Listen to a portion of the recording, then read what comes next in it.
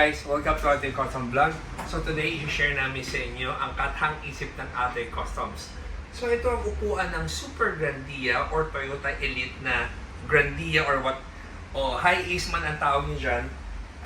Ito yon. So ang headrest niya, ito yung stock niya na pag bumabiyahe ka, ang una nyo maramdaman pag nakaupo ka, nakasalo na agad sa upper ng batok mo yung headrest. So tuwing mabiyahe ka, hindi ka makakatulog ng normal or kung makatulog ka man, malalaglag yung ulo mo ng ganyan. So, nag-isip ang Ate Customs, ano ba ang pwede namin gawin to give comfort sa mga bumabiyahe? So, inuna lang namin ang Super Grandia, pero lahat ng or halos lahat ng sasakyan sa market ay magiging available before end of this year. Inuna lang namin ang Super Grandia dahil isa siya sa pinakamaraming van sa market. So, pasok rin siya sa GL Grandia, pasok rin siya sa, I think sa ibang van, I don't know kung pasok rin siya sa Nissan or sa Staria, hindi pa namin nasusukat. Pero we just focus muna ngayon on Super Grandia na bago. Super Grandia na luma, nasukat na rin namin, pumasok din. So, this is the headrest ng stock.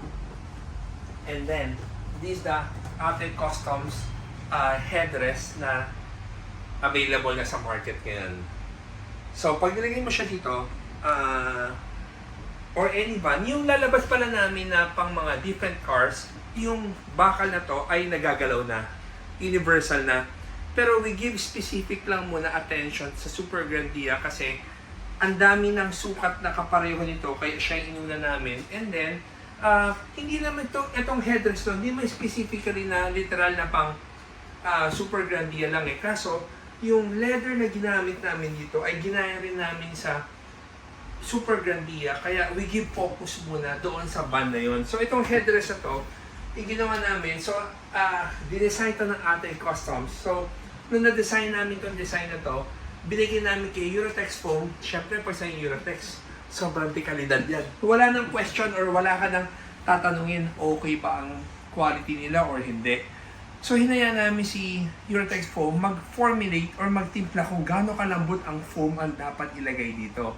And then we import our own leather na kahawig na makinis na matte black para maging identical siya doon sa mga headrest na Super Grandia. So ito na yung pinaka masaya dito pag humiga ka ng ganyan. So, diba naka-tilt siya, pwede ko pang iangat ng ganyan, maghahanap ka ng tamang comfort mo kung saan ka pinaka-komportable. So kung may mahabang biyahe ka, kahit malubak-lubak or yung nagmamaneho medyo malikot, magiging komportable pa rin ang biyahe mo dahil napaka-komportable itong headrest ito. Alam mo, tuwing car show, lagi kami may display na ganito dahil gusto namin matry ng madlang people yung not really a challenge, experience na lang. We want to say it experience na lang na maupuan niyo yung stock na upuan ng Super Grandia and itong Ate Customs na headrest na. Kasi even though wala kang Super Grandia, gusto namin upuan niyo yung mga upuan namin kasi through you guys, masishare niyo sa mga may Super Grandia gaano ka-komportable itong headrest namin. Ngayon, lalabas kami, tulad na sabi ko kanina, maglalabas kami sa halos lahat ng kotse sa Pilipinas.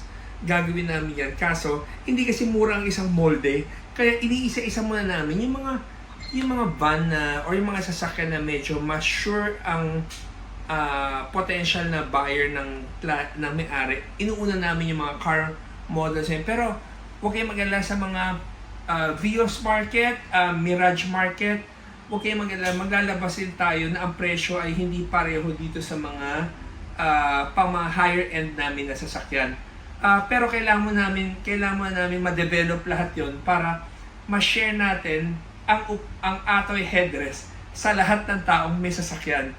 So guys, if you're interested with this product, tawag lang kayo sa 3411-5858. At saka, I think, pag napanood itong video na to, by then, baka yung mga ibang partners namin na online store or actual store ng mga car shop, magkakaroon na rin ng headrest na to. So, ngayon lang namin, we're really so excited that almost 1 year namin dinevelop to. Today is June 10, June 12.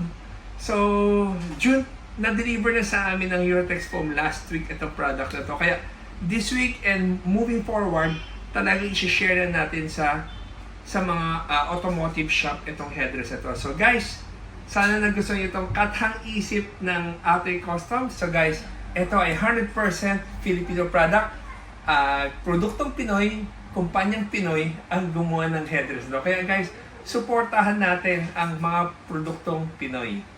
At saka, marami pa rin kami i-develop na project right now with Eurotex Foam kung ano ang pwede namin ibigay sa mga taong bumabiyahe. Basta ang lahat ng project namin ay anything about automotive to give comfort sa biyahe. So guys, thank you for watching and always remember, Jesus loves you and God bless.